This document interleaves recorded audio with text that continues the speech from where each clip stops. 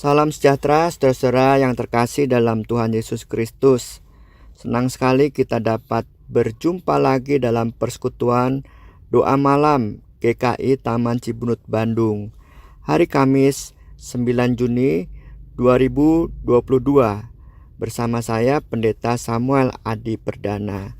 Saya berharap kita semua dalam keadaan sehat, penuh semangat, panjang syukur, dan tidak kehilangan sedikit pun bahagia. Karena Tuhan Yesus Kristus sendirilah yang menyertai kita dalam menjalani kehidupan sehari-hari. Tema persekutuan doa malam kita hari ini adalah hidup keagamaan itu membangun persaudaraan. Kita akan merenungkannya dari Injil Matius pasal 5 ayat 20 sampai 24. Mari kita awali bersama-sama persekutuan doa malam ini dengan bernyanyi dari NKB nomor 204, Di Dunia yang Penuh Cemar.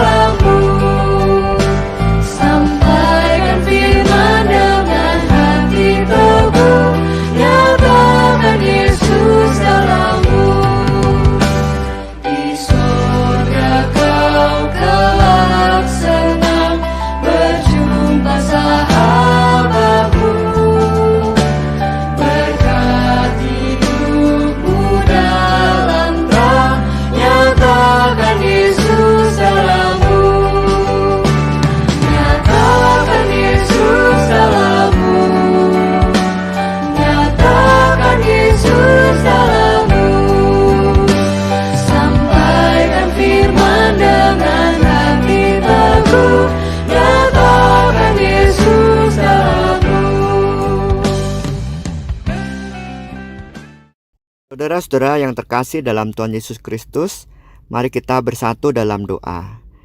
Tuhan, kami bersyukur telah melewati hari ini dengan baik bersama dengan Tuhan.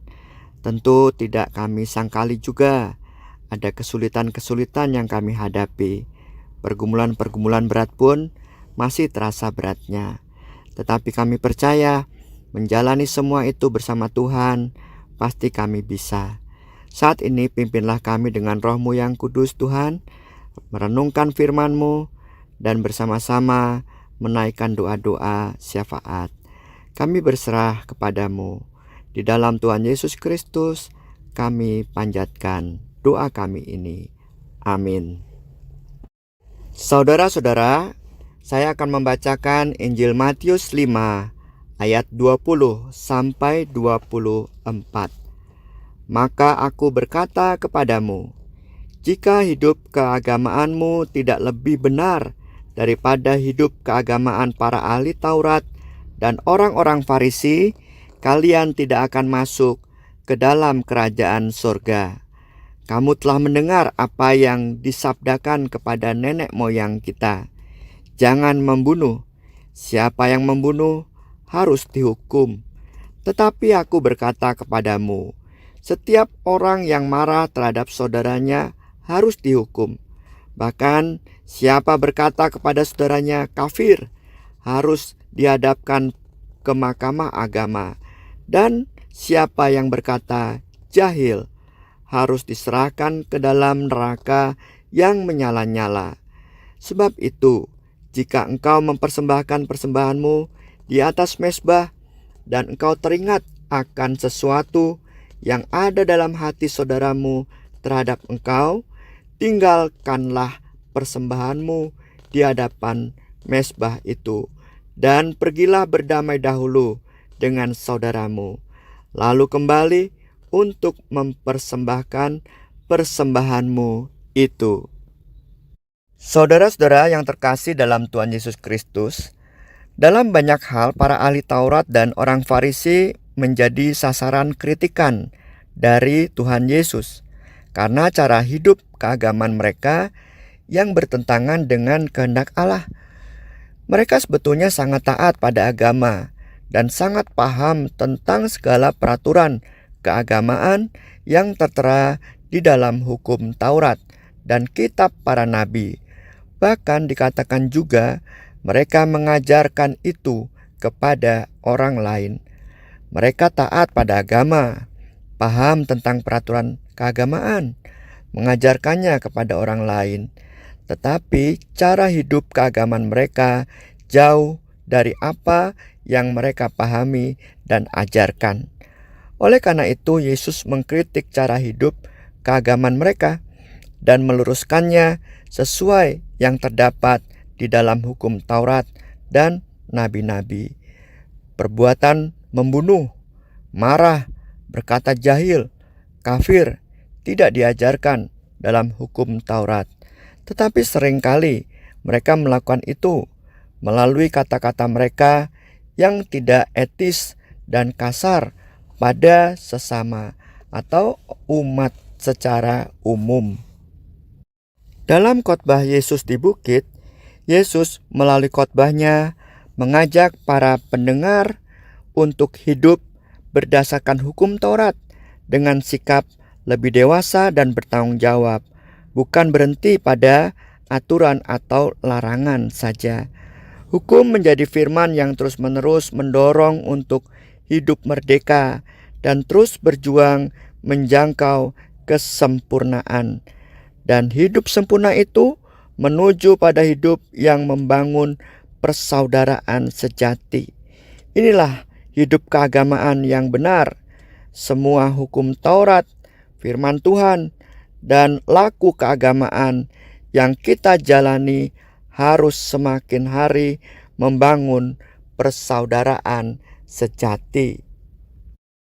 Persaudaraan sejati itu harus semakin tampil setiap hari sebagai sikap hidup harian yang dapat kita wujudkan pertama-tama di tengah keluarga, kepada anggota keluarga, atau pada orang-orang terdekat kita. Tidak sulit mencari contoh kisah hidup harian tentang rapuhnya relasi persaudaraan karena situasi internal keluarga, persaudaraan dengan kerabat dan tetangga terdekat, juga keretakan relasi bisnis keluarga karena sikap saling menjegal. Salah satu contoh yang konkret yang sering kita temui adalah soal pembagian warisan keluarga. Pembagian warisan keluarga sering menyebabkan keretakan relasi persaudaraan. Nah, hal-hal seperti itulah saudara yang perlu kita jauhi. Yang diperlukan atau yang dituju oleh perilaku agama justru sikap tulus ikhlas dan saling menerima, saling membantu memecahkan masalah, juga kerelaan dari saudara atau kerabat yang mampu memberi support dana bagi anggota keluarga yang kekurangan. Untuk membangun sebuah pemikiran betapa pentingnya hidup keagamaan itu membangun persaudaraan, Yesus berkata dalam Matius 5 ayat 23 dan 24 demikian. Sebab itu, jika engkau mempersembahkan persembahanmu di atas mezbah dan engkau teringat akan sesuatu yang ada dalam hati saudaramu terhadap engkau, tinggalkanlah persembahanmu di depan mezbah itu dan pergilah berdamai dahulu dengan saudaramu, lalu kembali untuk mempersembahkan persembahanmu itu. Barangkali dalam banyak hal kita sering berperilaku seperti orang Farisi dan ahli Taurat.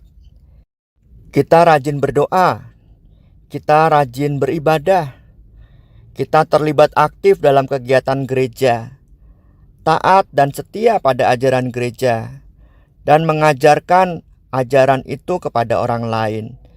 Tetapi dalam praktek hidup seharian, kita dengan kata-kata dan tindakan kita sadar ataupun tidak sadar sering menyakiti orang lain. Menyakiti orang-orang terdekat kita bahkan, yaitu anggota keluarga, anggota gereja. Di tempat kerja kita menyakiti orang lain juga. Dan dimanapun kita berada, kita seringkali justru kata-kata dan tindakan kita tidak seiring dengan kehidupan beragama kita. Kita tidak membangun persaudaraan, justru kita malah membangun perpecahan karena saling menyakiti satu dengan yang lain. Saya percaya saudara-saudara, dengan kekuatan Roh Kudus yang telah dicurahkan kepada kita dan Roh Kudus yang telah diam dalam hati kita, kita semakin mampu untuk mewujudkan hidup keagamaan kita yang semakin hari indikatornya menampilkan hidup yang membangun persaudaraan sejati itu, bukan hidup perpecahan.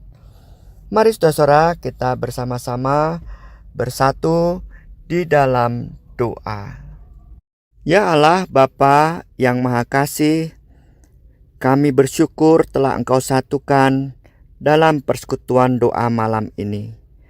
Kami merenungkan dan kami diingatkan melalui firman Tuhan tentang bagaimana kehidupan beragama kami seharusnya semakin membangun persaudaraan sejati, baik di keluarga, dengan orang-orang terdekat kami, dalam persekutuan gereja, dan dimanapun kami berada. Jadikanlah hidup kami ya Tuhan, kitab yang terbuka. Biar siapapun yang menjumpai kami, mereka membaca sabda-Mu tentang kasih-Mu yang besar, tentang kasih-Mu yang menyelamatkan, tentang tawaran kepada mereka yang letih lesu dalam menjalani kehidupan ini, untuk mereka datang kepadamu dan merasa lega. Inilah doa kami ya Tuhan, kami serahkan kepadamu juga seluruh hidup kami. Biarlah malam hari ini kami dapat beristirahat dan Tuhan memulihkan segala letih lesu kami. Di dalam Tuhan Yesus Kristus yang mengajar kami berdoa, kami naikkan doa kami. Bapa kami yang di surga, dikuduskanlah nama-Mu. Datanglah kerajaan-Mu, jadilah kehendak-Mu di bumi seperti di surga. Berikanlah kami pada hari ini makanan kami yang secukupnya, dan ampunilah kami akan kesalahan kami, seperti kami juga mengampuni orang yang bersalah kepada kami. Janganlah bawa kami ke dalam pencobaan, tetapi lepaskanlah kami dari yang jahat. Karena Engkaulah yang mempunyai kerajaan dan kuasa dan kemuliaan sampai selama-lamanya. Amin. Selamat malam saudara-saudara. Tuhan memberkati kita selalu. Amin.